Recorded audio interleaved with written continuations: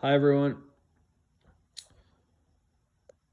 I picked up a 4x6 horizontal metal bandsaw, and I've always wanted one of these.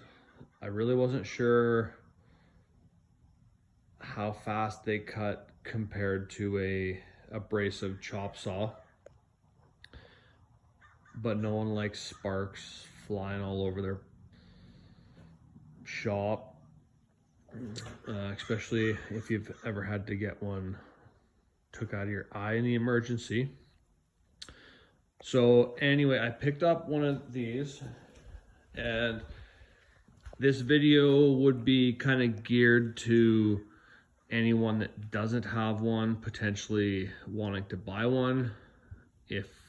Obviously if you're like a machinist or something, you're gonna be really experienced with these, and you're gonna have a more heavy duty one with coolant and all that. This particular one is an ITC. I picked it up in Kijiji, which is kind of like Canada's Craigslist. It's got a rod here with a like a length adjustment stop, so that you can cut a bunch of, I'm cutting up some old bed frame here, so I can set that and it hits it. It came with that little rod there. It's only good for about 10 inches or so.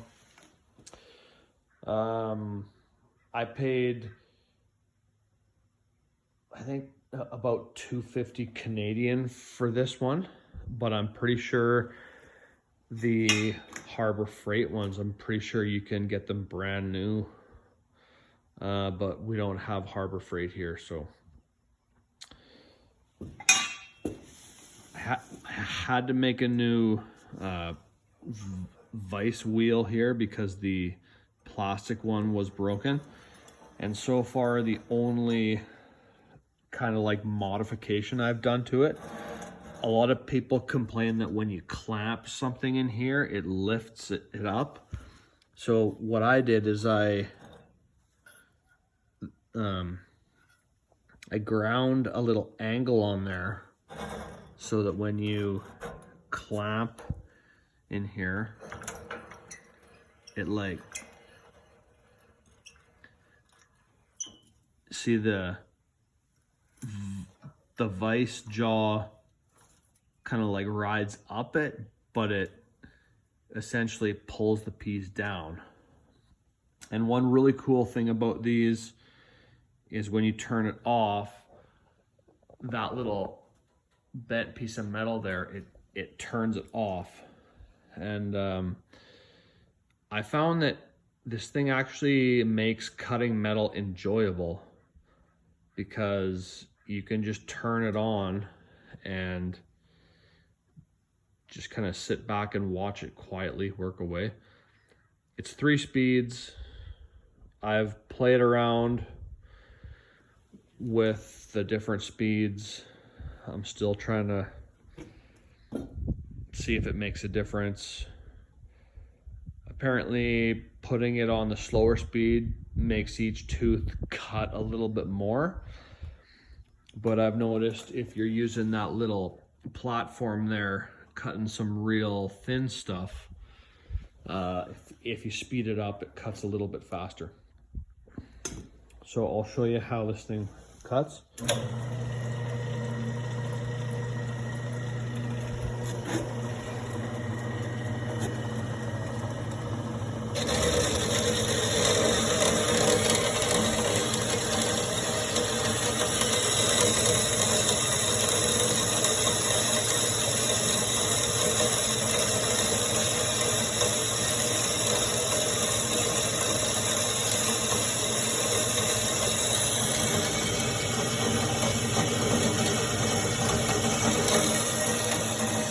See, it's not real, there's nothing real exciting about it. You just turn it on and it just works its way through it. It's nice and nice and quiet. And it's, I mean, I don't dread cutting stuff anymore because it's just so chilling. So I love this thing. It's about as crappy as it gets as far as metal cutting bandsaws, but it's still wicked. And this blade, I bought 3 extra blades because I thought, with my luck, the first time I went to cut something, I'd snap it or something and then I'd be screwed. But I've got 3 extra blades hanging on the wall, and this it's missing like a whole crap load of teeth, and it still cuts amazing. So I can't wait to actually try it with a new blade on there. See, it's getting to the end of its cut here. Boom. How sweet is that? So if you've never used a metal cutting bandsaw and you want to know what they're all about, I think they're a good investment if you are going to be doing metalworking. This one's just got a real crappy spring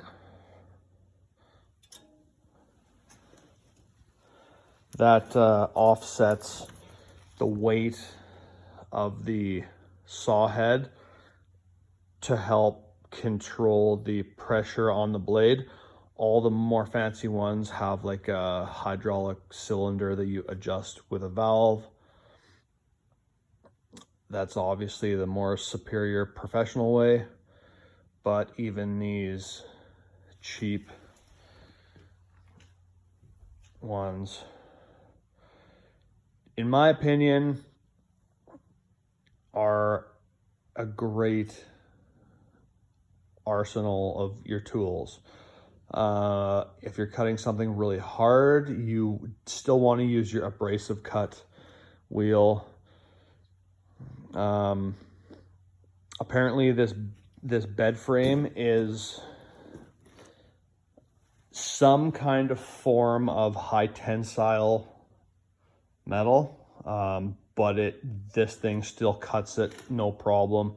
So I don't know the hardness max of a bandsaw blade yet. I'm still trying to determine what will damage a blade and what won't.